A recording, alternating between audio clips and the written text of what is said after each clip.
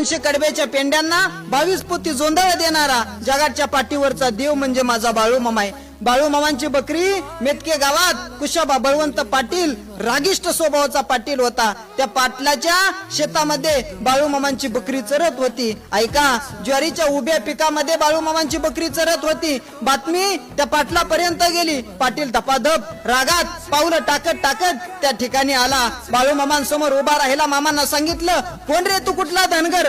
कोणाला विचारून माझ्या ज्वारीच्या पिकामध्ये तू बकरी चारली? मामांनी सांगितलं, पाटील माफ करा, माहिती नव्हतं, हे शेत तुमचं आहे, मला माहिती नव्हतं, पण जेवढं काही नुकसान भरपाई झाली असेल तेवढी मी देतो पाटील, असं सांगितल्याच्या नंतर पाटलाला राग आला। पाटलानं सांगितलं, अरे धनगरा, तू जर नुकसान भरपाई देऊ शकला असता तर अशी गावोगावी बकरी घेऊन फिरलाच नसता।